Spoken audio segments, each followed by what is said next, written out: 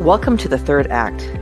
My name is Margot Spence, and I'm an in-house lawyer looking to plan my retirement years, or as I think of it, my third act. Everybody looks forward to retirement, a time to do what you want, when you want, a time to travel, pursue hobbies, and enjoy the fruits of your labor. But how do you find meaning in your day-to-day existence? How do you find your purpose and your people? For many professionals, especially lawyers, this can be a daunting transition. After 8 years of training and then many more years refining their craft, lawyers must transition from 40 years of 50-hour work weeks to something. This is especially a challenge for in-house legal counsel who are accustomed to being in the center of big decisions, spending their time analyzing and solving problems, collaborating with others, and engaging with their clients. How does that lifestyle translate to a satisfying retirement? One that provides physical and emotional well-being, intellectual stimulation, collaboration, and meaning. This is the question we will explore on this limited series podcast.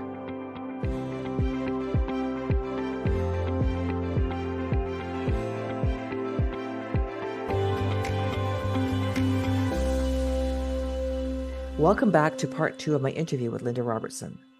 In this episode, we step back into my conversation with Linda, where she discusses finding your purpose, understanding your values, and the steps and tools to do this work of self-discovery. It is from this foundation of knowledge that you can start to create your third act. Linda, how does one go about finding their purpose or refining it as you age? Yeah, this is actually one of my very favorite coaching topics. Fortunately, I had coached lots and lots of clients on this because it is the core of coaching. Most people, the reason they hire a coach is they want some kind of change in their life. I mean, if everything's going fine in your life, you're not hiring a coach. But if you want some kind of change in professional corporate coaching, it's typically career transition or career advancement, or you want to tweak your career in some aspect of your career. So you're always talking about transition. And figuring out what your purpose is in life it's huge. It's so amazing. I had never even encountered this concept until I did my coaching training, over 20 years ago. It's a wonderful process that I can't walk you through the whole thing, but I can point you to resources and tell you the elements of what a purpose in life. Your purpose, and everyone has one, by the way. And some people have one or two, but they typically don't have multiple ones. It's usually one or two big things. Um, and it's something you do. It's not just something you believe, it's an action. It's something you do. And when I say everyone has it, some people think only kind of, I don't know, the Nelson Mandelas or Mother Teresa's of the world. Clearly, they had a very big purpose, lead a country out of apartheid. Right. And most of us don't have such big purposes. Our purposes are much smaller, confined to our life, but they're no less important. And our purpose is usually in service of other people too. And how you go about it, and to do this, you really need to pick up one of the books on purpose, which I'll talk about in a minute, or listen to various blogs online. And you have to actually do the exercises in the book. You can't just read them. You have to actually, it says make a list of X, make a list of X. You have to work through the book and do these exercises. And where one of the places it will start is having you list all of your gifts and talents, like all the things you think you're good at, and not just the law things, your sports things, your creative things, your relationship talents, all the things you are really, really good at. It's an inventory of, your talents and your gifts, and a lot of that will be things you've experienced. And the next thing you have to do is make a list of all the things you're passionate about, all the things and they may be passions that maybe you didn't get to explore very much because your career was so busy. Maybe you were always passionate about music or art or the environmental movement, or I don't know what it might be, but causes. And maybe you did get to work on some of them as a lawyer. Maybe your law career focused on some of those passions, and you may want to quite often, and you want to continue them. So you really need a list of passions, and you need to think about, in my spare time, what blogs or articles will I typically listen to? Like, what in my spare time, what am I drawn to read or watch online or attend? Because those things that we've kind of shoved to one side that we haven't been able to focus on as lawyers, often they're our passion too. That we're passionate about those issues. So you start off by doing those two things. And then you have to figure out what your values are. This is actually by far the most important step. And you really do need to use a tool to help you figure out your values. And if you even just go online and you look up values checklists, you'll come up with checklists online. But the books I'll talk about in a moment have these checklists of values. And they're all, standard values. There's no bad values on the list. They're all good values. They might be risk-taking or honesty or integrity or courage or patience or family or causes like social justice causes, all those things. And when people first get those lists, and they might have 40 things listed down, they'll tick almost all of them off because they're all good values. And so the trick is narrowing it down to three.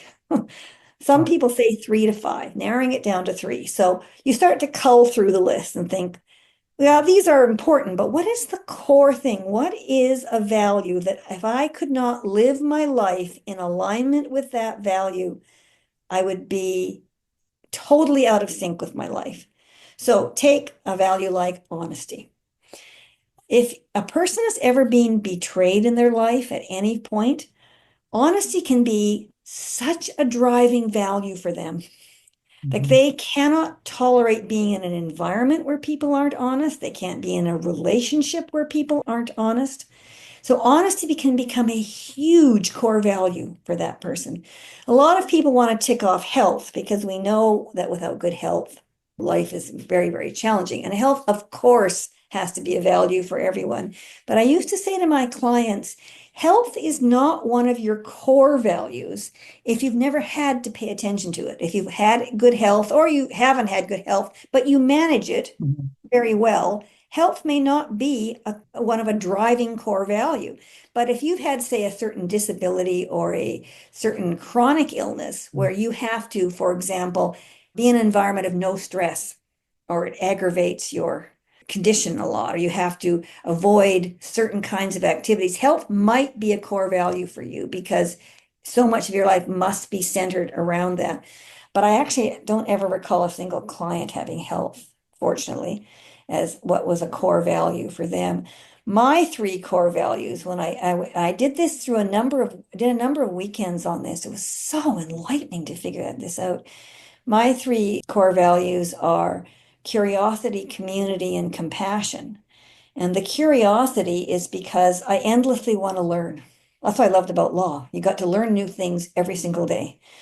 And I read voraciously. I used to love going to conferences. Like learning is huge for me. And it's what I liked about coaching because I was very curious about what motivated people to behave in the way they did. So curiosity for me, at first I ticked off the value continuous learning, and I thought, it's not quite it. It really is curiosity. And my second value of community was I realized throughout my career, my volunteer work, of which I've always done a lot, and my work as a lawyer, I was always looking for ways to create and lead communities. I really liked I've been on heaps of boards. I really prefer to be the chair of the board than just be on the board. Right. I don't think that's a control issue as much as I love leadership. Mhm. I just would rather be the person setting the agenda and organizing everybody. So, community, I'm involved in lots of different communities. That's really important to me. And compassion is around a lot of my social justice issues. And where I often will gravitate in my volunteer work is towards social justice issues. But when you figure out your three values and you look at your list of gifts and talents and you look at what you're passionate about, you can work out what your mission and vision statement is in life. And that is really, really helpful to know that. When you know these things and you have it on and you do it on paper and you go through these exercises to do it, and it's really helpful to talk to somebody about it. Especially, well, it doesn't have to be somebody who knows you. I was going to say, talking to someone that knows you, they might be able to provide insights. Because the thing about values that's so important is people tend to tick the value that they think a good person would have, not necessarily their own value, or it's the value their parents had, or their social community has, or their spiritual community has. So you have to sometimes push people to say, is that really a value? And then they sort of say, well, I've always tried to live that value. And I said, Mhm. "Well, was that your value or your parents' value?" Right. And so that's very important to figure out that these are your personal values. They're not somebody else's. That's the tricky part in figuring out your values. But when you figure that out, you can really figure out what your calling or your purpose in life is. And then it makes it worlds open up to you. You're able to think of all the causes or organizations or groups that you would like to be part of. And boy, does the world need lawyers. The world needs retired lawyers because we have time and expertise and knowledge and courage. There's so many organizations that are desperate for someone to volunteer their time with them. And lawyers we're perfect for that, not just on boards, but other places too. Wow. So I guess once you get your capital P purpose, as I saw in one podcast, then the small p of what am I doing Monday morning when I wake up starts to fall into place. And it doesn't fall into place immediately. You have to go out and talk to groups and you have to try things out. You've got to, experiment. You don't have to join something for life. You have to have the courage to go and try. So here's an example. I always wanted to work in a hospice for a whole bunch of reasons. And so I did the hospice training and I volunteered for 1 year afterwards. And the training was quite interesting, but it turned out I didn't like it. It wasn't hands-on enough for me. It wasn't active enough. There's a surprise. It was work that was too quiet and contemplative, and I got quite restless. But I tried it for a year. I'm really glad I did. I learned a lot from that, but I sort of ticked that off my list of nope, that's not going to work for me. Not the best fit. Right. So then I tried a board. What didn't try? I was on a board for about 5 years where we raised funds for to send girls to school in Kenya who were AIDS orphans and otherwise would never get to school. So we didn't just find the sponsors for them. We corresponded with the schools and found the right school and supported them throughout the school year. So it was a working board, not just a governance board. And I did that for a few years, but after a few years, I thought, no, I've done that enough. I want to find another organization but so you do have to experiment. You got to go out there and talk to people and experiment. And in terms of finding younger friends, mentoring is fantastic. You know, I mean, not just mentoring younger lawyers, that's kind of an obvious one, but mentoring younger people in other organizations is huge. They are just desperate for mentoring. Younger lawyers are desperate for mentoring, I have found, because so many of them work from home, work alone, and they aren't getting mentoring from their little tiny law firm or their big law firm even. That was certainly true during COVID, but it's true now. I've been mentoring the daughter of friends of mine who's a young lawyer, and she had the misfortune to be called during COVID. So she worked for 2 years by herself in front of the computer at her law firm. And she just wants to talk to someone about Yeah. law. The world of business has changed so much because of COVID. And I mean, it's great to be working from home now and again when you've already got your career established. But if you're starting out, you don't get those connections. You don't get the opportunity to observe and see how other people conduct themselves or don't conduct themselves and which path to follow and which one to emulate. It is a very different world. And you're right, it does need guidance and just connection. Yeah, they're hungry for connection with older professionals. They're hungry just to hear you can do this. I know it's hard, but you can do this. Yeah, you're on the right path. It'll be Yeah. fine. Yeah, don't give up. Exactly. Yeah, that's really, really big. Yeah, so there's quite a lot of resources on this if you go online. I happen to have a favorite author named Richard Leider, Leider, Mhm. and he wrote a book called The Power of Purpose. And I was on the group call with him last week, and he's bringing out a new edition, his fourth edition in January. So I used his book. There's checklists in it on how to find your passions and your purpose. There's checklists for your values, and you work through the book. It's not that long, chapter by chapter, and actually do the work in it. And I would listen to his podcast too. He's got lots of podcasts online. That's Leider, Leider. I think he's just one of my favorite authors because we used him in our coaching training. And then there's another woman, I don't know if she's still practicing or not, local woman named Maureen Fitzgerald. She brought a book out way back in 2003. It was the title of it then was Mission Possible, and I loved this book when she brought it out. It's the same as Leider's work exactly, only I looked it up, and sure enough, she brought out a new edition just a few years ago, and it has a new title called If Not Now, When? Create a life and career of purpose with a powerful vision, a mission statement, and measurable goals. And I went on Indigo and Amazon, and you can get her book is still available, called If Not Now, When by Maureen Fitzgerald. And she wrote it in really clear language. And you can just take each chapter and just, do each chapter and the things it asks you to write out. And it really focuses your mind on this is what I'm really interested in. Mhm. I found that a lot of lawyers practice law, but they didn't necessarily love the law. But they weren't ever going to give it up because it pays too well, pays a lot better than coaching, I can tell you. And they've spent all this time training for it, so they don't want to change careers. No matter, even if they were miserable, they were never going to change careers. So I used to say to them, well, what aspects of law do you like?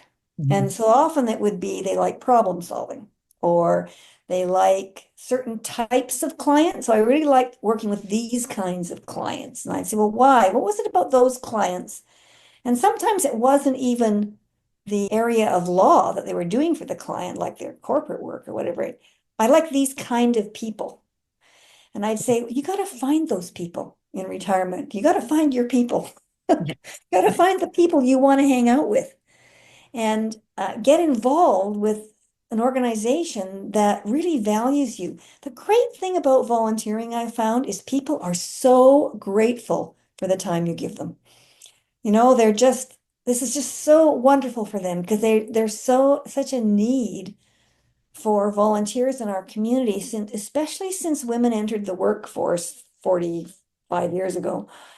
And there used to be a lot of women that had time to do community work, but they don't now because they're working full time and raising kids. So we lost a whole segment of society that did volunteer work. Mhm. And that's why these retirement years can just be so rich doing things you've loved, or maybe you didn't even know you loved it. And now you're discovering I could really do this. This would be fun. It would give me a reason. You need a reason for living. You need a purpose. Exactly. Now that you're into retirement this many years, what does your future look like? Are you still doing the same things or is it going to change? No, I've mixed it up. I've done all kinds of things. I'm Mhm. definitely done with boards. I was trying to count up how many boards I've been on, and I gave up trying. I've done a lot of board work, so that's enough of that. I realized I want to try something new now. I'm actually at a stage, I've got so much energy. I thought, I really want to do something new. And my only regret about retirement is I still haven't solved the big puzzle for lawyers of finding something that has enough intellectual engagement. I, Boards has intellectual engagement for sure.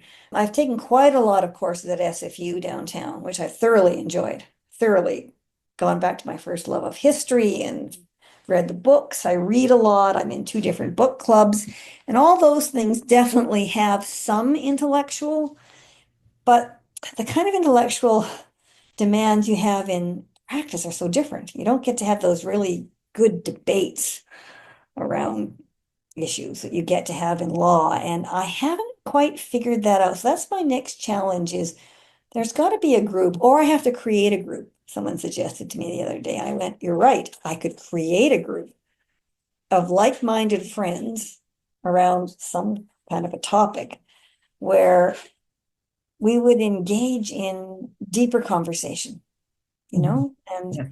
so that's the one thing that's been sort of missing. And I'm also fortunate. My husband and I travel a lot, and I don't do beach holidays because I get bored. I like to, like we went on our first safari this year, and I wish I'd gone on a safari years ago. It was so unbelievably wonderful. That's all I want to do is go back to Africa. So I find traveling is hugely satisfies my curiosity.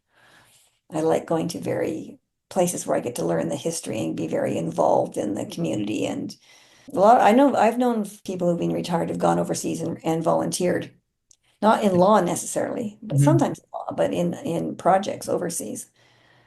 But even when you're traveling just for enjoyment, it's the planning the trip, the research behind the planning, then the doing, then the retelling that keeps Yeah, you engaged through that process. So, yeah. is there anything else you want to advise on retirement before I give you your wrap-up question? No, one other tool I might suggest is on Later's website, Richard Later's website. You can purchase for no very little cost what he calls calling cards. I used to get these for clients, and on them they have all these different values, and like a deck of cards, you can spread them on a table, and you can start putting little piles together and you start to see this theme emerging with all these cards that, oh, there's a real theme here. I'm always attracted to working with these kinds of people and these kinds of causes. And as you move the cards around, you start getting fewer and fewer of them, and you spread them away until you can get it down to 3 cards. These are my 3 fundamental values that if I couldn't live my life in alignment with these values, life wouldn't be living. Like for this is rarely a value for a lawyer, but it's definitely a value amongst entrepreneurs is risk taking is one value. Lawyers tend to be avoidance of risks.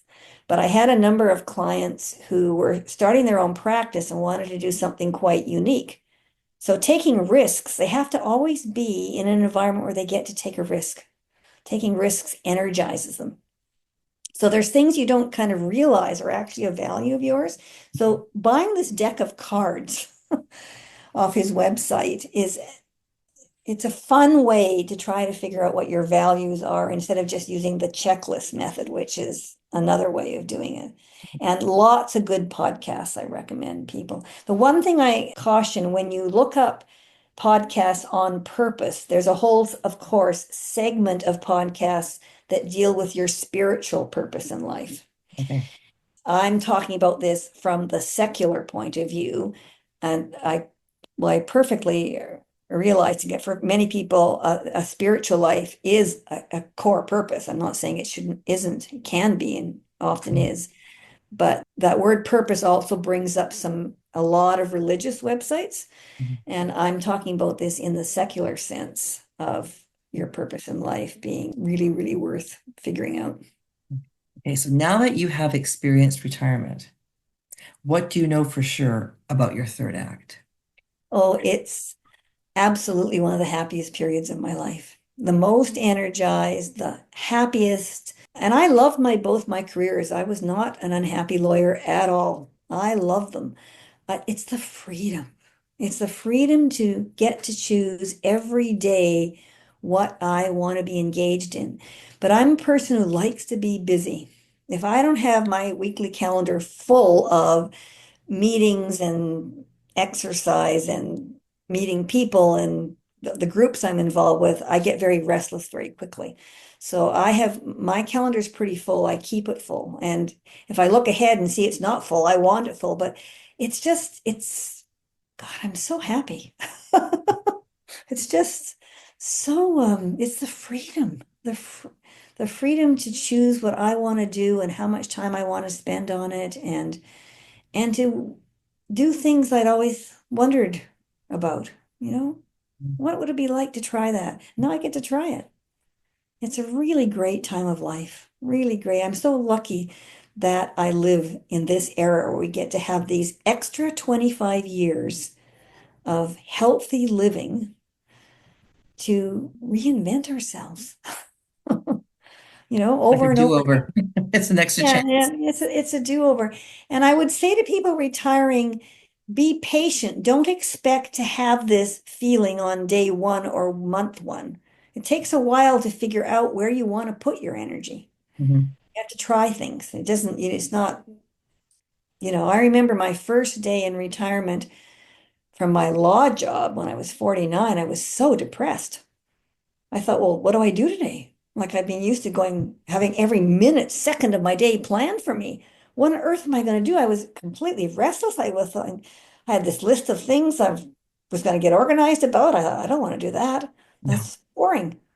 no, no. But Watching TV and playing on the internet is just something you do. It's not your purpose. so, No. but after a week, I got into gear and I started investigating all kinds of things. And the world started opening up for me. And I took that weekend retreat. There are weekend retreats you can take too. They're a little pricey, the ones in the States, but Yeah. that will help you in transitions and figure out what your next life transition is. Yeah. Well, Linda, thank you very, very much for all your wisdom and your knowledge and sharing your life experience with us. I'm a few years off yet from retirement, but I'm starting to see that there's a plan that you can follow, and then there's some structure, which is a classic lawyer response. You like structure and planning, and it doesn't feel quite as daunting as this, sort of walking to this abyss, looking over the edge and thinking, now what? So I'm really, really thankful that I met you and you agreed to be on the podcast and we're able to share all these wonderful ideas. For the listeners, we will post the links to some of the references that Linda has given us, the podcasts and the books, on the CCCA website. So it'll be there to access later. Thanks, Margot. It's been really a lot of fun talking about this. Thank you.